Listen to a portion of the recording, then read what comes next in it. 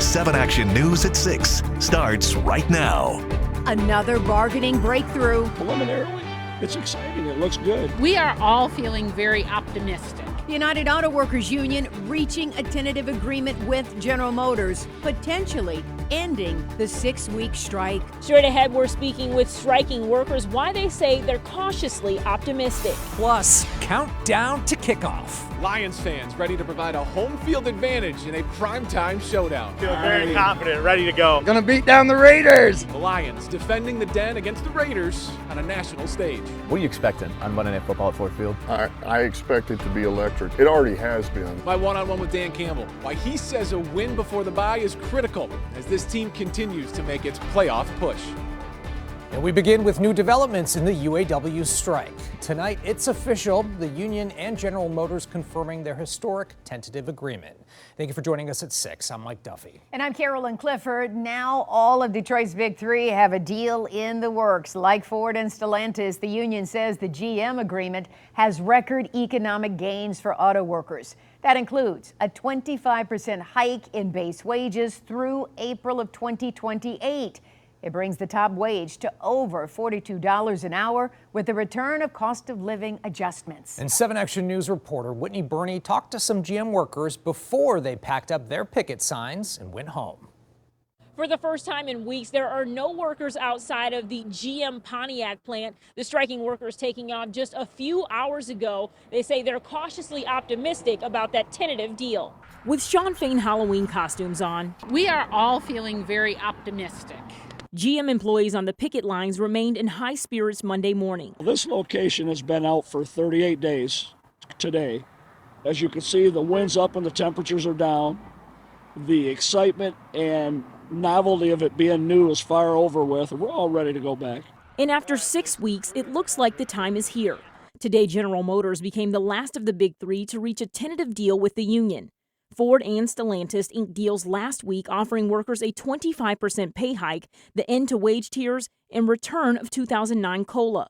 The UAW confirmed GM will now also offer a 25% pay raise, restored COLA, and the elimination of several wage tiers, in addition to 5 $500 payments to current retirees. It is so much of a relief knowing that when I go in, the people that I'm talking to as new temp employees, they're going to be right there with me at the same wages. Workers like Judith Rice say it's been a long time coming. In 2019, we fought for those things and we didn't get it. This time, we're getting those things. Others say they remain cautiously optimistic as they wait to learn what may have been given up in exchange. I think like the other two of the Big Three, I think we're all in anxious anticipation of what Sean's seen as a satisfactory deal to at least bring it to the membership and say, hey, look, we think this is good. Let's see how good it is, Sean. From here, the National Council will vote whether to send the tentative agreement to UAW members for a final vote. Meantime, workers will return to the production line. I'm involved in one of the biggest things in the United States of America in 2023. We made history. We changed the rules and we stood up. In Pontiac, Whitney Burney, 7 Action News. Certainly a big deal. Thank you so much, Whitney. Now, we are awaiting the final report of an independent investigation into the mass shooting at Oxford High School. And it's expected to be released at any time now. As you know, it's been nearly 2 years since a student murdered 4 classmates and wounded 7 others on November 30th, 2021. The district hired Guidepost Solutions to delve into the tragedy. The school board says that the goal is to prevent something like this from ever happening again. There will be public question and answer sessions on the findings of that report later this week. All right, let's switch gears now and turn to our Detroit Lions as we count down the kickoff on Monday Night Football. You are looking at live pictures from Chopper 7 over Ford Field, where Lions fans are swarming the stadium to cheer on the Pride in prime time. And as you can see, those fans are out in force and ready to roar, hoping to bring the home field advantage as the Lions look to bounce back from their lopsided loss in Baltimore. 7 Sports Director Brad Galley joining us live at Ford Field ahead of the high-stakes showdown tonight, and we are all excited. Brad? Yeah, we are excited because ABC picked up Monday Night Football for the entire season, and that means this big showcase of The hometown team against the Raiders is going to be right here on 7. And leading up to that, Dan Campbell knows the pressure that comes with being on primetime, but he also knows this team is 3-0 in its last 3 primetime games. Adding to that would be a big boon for this team, trying to go into the bye week with a win. We sat down and talked one-on-one in Allen Park as the team leads up to kickoff on Monday night. Coming off that Ravens game, how do you balance wanting to get back on the field immediately to try to get that taste out of your mouth, but also taking advantage of this extra day leading up to Monday? Yeah, I mean, I think with myself and most of our guys, you just want to get out there and go and prove yourself as fast as you can to show that's not who we are. But you also understand, man, we got to get back to what we do. Everything centers around us, and we got to be ready to put the work in to get ready for the Raiders here. So we'll be good, man. This will be good for us to get refocused. The math is easy. 6-2 is better than 5-3. But how critical would it be to get a win and really still be in the driver's seat of everything you guys want to do, especially going into the bye week? Yeah, it'd be huge, and I think that's the plan here. I mean, really, 4 weeks ago, I put up the schedule and said, here's where we're at. We got 4 to go till the bye, and we find a way to get these 4. And look, we stumble on one, but we finish this up 3-1. We get some days to recover, and then you make the final push. You're making the final push for the playoffs, to win the division, all those things. So I think this is critical for us.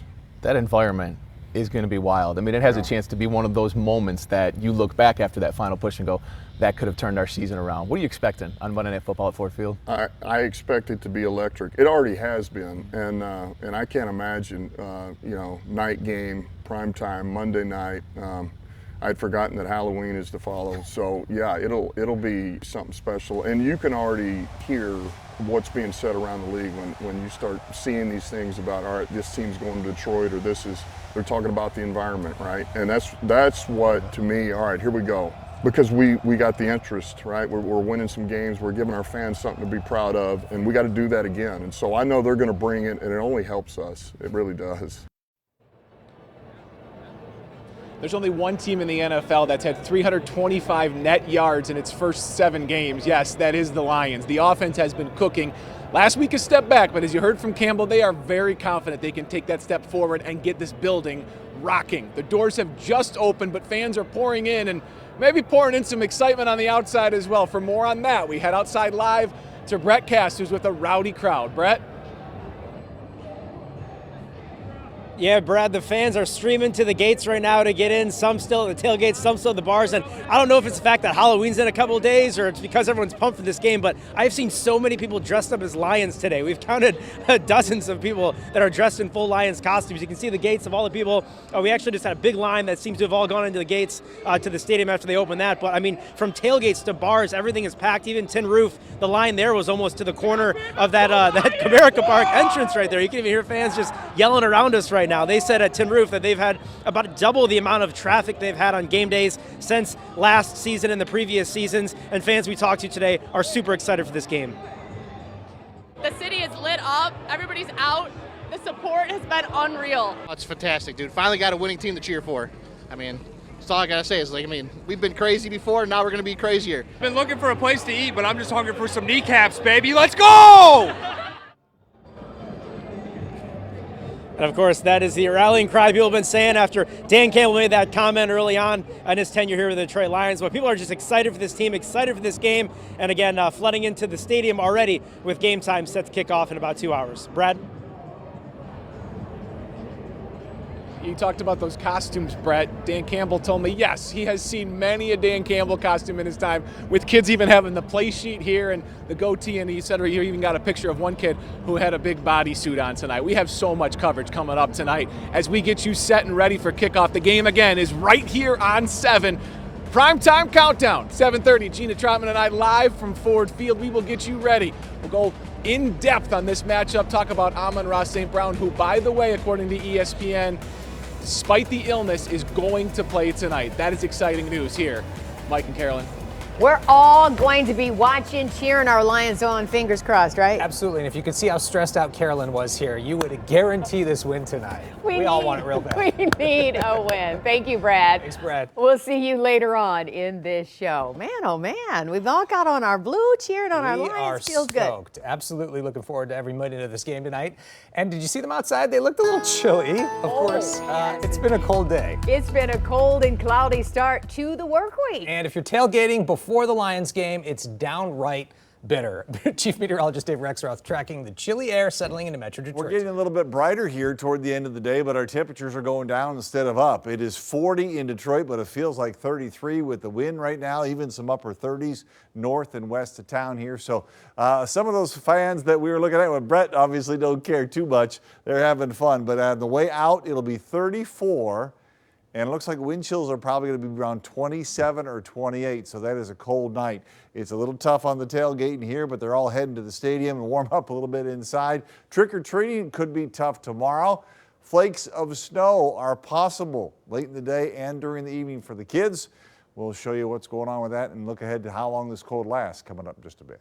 All right, thank you so much, Rexy. And with that chilly air in the forecast, make sure you check out our free weather app to track conditions right in your own neighborhood. It is all free with the 7 app. Okay, still ahead on 7 Action News at 6, facing tough questions. Michigan's head football coach responding to the latest on those sign-stealing allegations that triggered an NCAA investigation. Jim Harbaugh goes one-on-one with our Brad Galley coming up. But first, back on the job after his DUI arrest, the Dearborn fire chief still not doing any interviews. How the community is responding to his second chance. Thank you much, Simon. That and more still to come on 7 Action News at 6. We are back in just a moment. Dearborn's fire chief is back on the job tonight with a second chance. It follows a 2-month leave after his alleged drunk driving arrest caught on police body cams. 7 Action News reporter Simon Shaquette shows us what led to his return and how the fire chief is pledging to win back public trust. Dearborn's fire chief is still declining to talk after receiving a DUI and then getting a second chance to return to his job here at fire headquarters. At the same time, the community has plenty to say about him returning. Is there anything you want to say? No, thank you. It's been roughly 2 months since Dearborn Fire Chief Joseph Murray left the Dearborn Heights police station after being arrested for DUI. The chief had nothing to say when we questioned him that day, and today we've been told he's not available for comment after being allowed to return to work. Should he be back on the job today? In my opinion, no. DUI is very serious. Somebody could get hurt in that situation. The alleged case of drunk driving and stumbling through a field sobriety test had landed the chief on leave. Today we called to request an interview with the city, but instead they sent a statement that spoke to the move for a second chance. Part of the mayor's statement saying, quote, "After careful consideration, my administration has decided to reinstate Joseph Murray as chief. The choice to retain Chief Murray derives from balancing a 2 decades-long career in public service and the humility to not evaluate an individual in their darkest moments." On the streets of Dearborn, people sharing these reactions to his return. We can't judge him and kick him out after what he did for this city. He did a lot of service. He fought for a lot of houses, for fire, for people. We also called the prosecutor's office, who says so far they've received no warrant request from Dearborn Heights Police. We reached out to them as well for an update and are waiting to hear back. In the meantime, a letter to fire employees also speaks to the chief taking accountability and agreeing to preventative measures. Everybody should be on an equal standard, being a chief or not. Second chance if he got some drink or he did any mistake, okay? The chief has remained out of the public eye since being stopped Tuesday, August 29th at 2:44 a.m. in the area of Telegraph in Dartmouth, allegedly doing 15 over and weaving. At the time, we also learned a blood test was done at the hospital after he refused a breathalyzer test. But so far, results have not been made public. We've learned the fire chief is also expected to perform community service and other activities in order to rebuild trust over the next year. He's also expected to have no further offenses with the law. From Dearborn, Simon Shaquette, 7 Action News. Okay, Simon, thank you for that report. Now let's get you back outside for a live look over downtown Detroit. Lions fans filing into Ford Field tonight. It's dry but chilly out there with cooler temperatures settling in. Chief Meteorologist Dave Rexroth is tracking how cold it's going to get and how the weather could play a trick or all those trick-or-treaters tomorrow. I don't know. It could Yeah, a play couple of one, snowflakes are possible tomorrow. If I were out there today having fun, I'd be heading inside early too. Still 2 hours of game time, but I'm guessing they're probably trying to warm up a little bit. The wind has not been horrible, but it's up over 20 miles an hour, even 26 miles an hour metro. And that's been breezy late this afternoon and now as well. So temperatures in the upper 30s on the northwest side and then low 40s in metro Detroit. Feel colder. Example, Detroit is 40 degrees, but it feels like 33 out there right now. So wind chills already in the upper 20s in Lansing. I think that's what it'll be like when they come out of the game later on tonight around 11:30 or so. Hopefully with a big victory then, because then nobody cares what the wind chill is at all. Clouds are breaking up a little bit, actually pretty quickly here out by Lansing, Flint, and into Howell as well. Jackson also. So that breakup continues as the dryer moves in here, so no worries about flakes of snow. Now, it is snowing up around Alpena and northern lower, but not around here for a while tonight. It's fairly clear, which allows us to get cold overnight, and then tomorrow, just about the time morning gets here, a few extra clouds start to roll in. I think it'll be maybe a little bright every now and then in the morning tomorrow, but look what happens. Here's what Carolyn was asking about. 5 o'clock. There's a little weak system coming across the southwest part of lower Michigan. So some snow shower opportunities start rolling in here 7 o'clock, 9 o'clock. I think there are better chances west of Detroit and north of Detroit than in the city. Everybody's got a slight chance though, so a few flakes may fly on the trick-or-treaters as they go along. And then that system clears by Wednesday morning, allowing us to get even colder. As a matter of fact, we've got 20s for lows the next 3 mornings, and Wednesday morning is going to be the coldest of those 3. By lunchtime Wednesday, we get a little peak of clouds here and there, and same thing on Thursday, but really it's fairly bright those 2 days, but we still don't respond much with the temperature. So overnight tonight, 28 in Detroit. It'll feel colder, a west wind 5 to 10 miles an hour. Some of that clearing allows everybody to drop down in the 20s. And then tomorrow, it's around 40 degrees. That's what we've got outside. So if you want to know as warm as it feels all day tomorrow, go outside for a few minutes without the heavy coat, and you'll be sure you take it with you tomorrow. Again, late in the day, especially during the evening hours, there could be a few flakes of snow, a couple of raindrops. So temperatures are in the 30s for the trick-or-treaters. Wind chills not as bad tomorrow as they are tonight. So 39 to 34 feels like about 30 for most of the evening hours. That's not warm, but it's not as cold as it'll be late tonight. So make sure the kids are all bundled up and ready to go. 43 on Wednesday, but we started 27. That'll be cold. 29 on Thursday morning. And then finally we get back to the 50s here starting at the end of the week. And the weekend, 2 things to know. We're back to normal temperatures. And then Saturday night into Sunday morning, it's that whole move the clock back. You get an extra hour of sleep. You're welcome for that. But it is meaning that we are, I mean, that's first November weekend, so we're getting there. Time to crank up the heat, huh? That's right. It is chilly out there, but, you know, it's hot outside as we get ready for the Lions. Brad, what are you looking at out there? A lot of football talk coming up here in sports. Of course, Gina Trautman will be up with us next here live to look at the matchup between the Raiders and Lions. 2 teams ready to turn the page on ugly performances last week, and we'll go one-on-one with Jim Harbaugh. His response this week to everything happening around the program and his message to his team. That is all next, live from Ford Field in sports.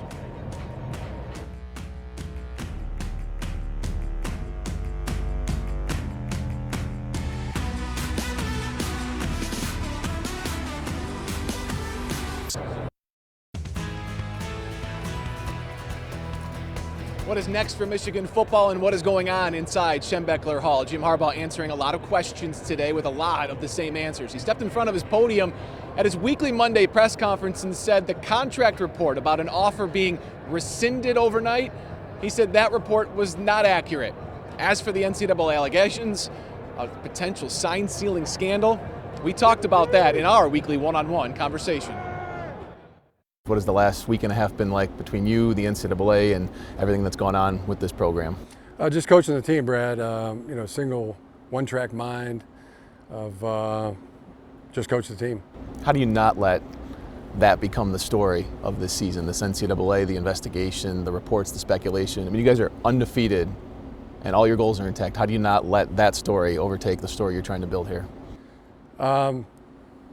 Maybe just a long experience of a long career has given me, you know, some of those qualities to have a single mind, a single focus on doing my job, taking care of business, and And I channel my inner William Wallace too, and attack each day with an enthusiasm unknown to mankind. Is there anything you want to say? You've said repeatedly at your press conference that you can't say a lot. Is there anything that you want to say about everything that is being said about this program and the reports about the investigation? Cooperating with the investigation, and just got to let it play out. I've said, I've made a statement that I stand by, and I refer you back to that. When you know everything that's out there for expectations for this group, you're a hungry coach, this group is hungry. How do you keep that focus on just one game and not look ahead to, okay, the college football playoff is ahead, the Big Ten championship's there? How do you keep these guys on that one day at a time, one game at a time pace? It's the best advice I've ever gotten from my mother, Jackie Harbaugh. She says it one play at a time, one game at a time, one day at a time. As Jimmy Garoppolo gets ready behind me here for this primetime showdown between the Raiders and the Lions, Monday Night Football, Gina Trautman joins me down the sideline now live with more on the matchup ahead. Gina?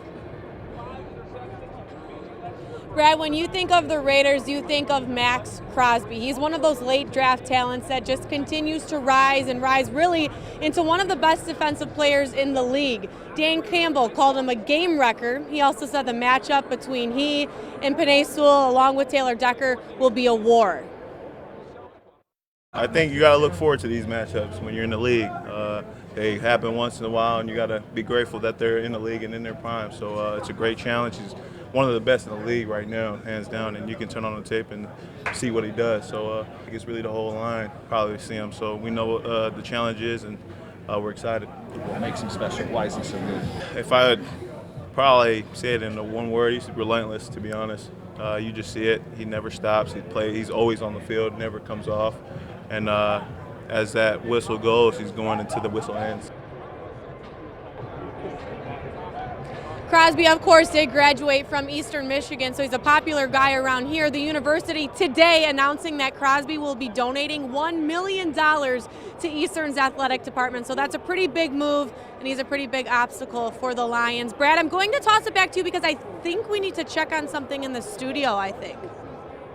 Yeah, I think so. Something in the studio here. These guys look good in uniform, but Carolyn, what's it look like in the studio next to you? Marvelous, marvelous. You know, Lions fans are loyal, and we are loyal to our Detroit Lions. We're breaking in Duffy, and he's got it all figured out. Stand up a little bit. Show him the cover. Representing the Honolulu Blue. Go, baby. All right. And a Lions player actually sent that to you, so that's straight off, right? Yeah, we saw him wearing one in the locker room, so we said if we got one, we'd wear it, and look we're here. And so there you go. And we're going to win tonight. We're going to win tonight. We love it. We love it. We all have on our blue. We're cheering on our Lions. And Brad and Gina, you're kicking butt out there. Thanks for holding down the fort. As always, thanks for watching 7 Action News at 6. World News Tonight with David Muir is next, followed by 7 Action News at 7. Have a great night, everybody. Stay warm. Enjoy the game. Go Lions.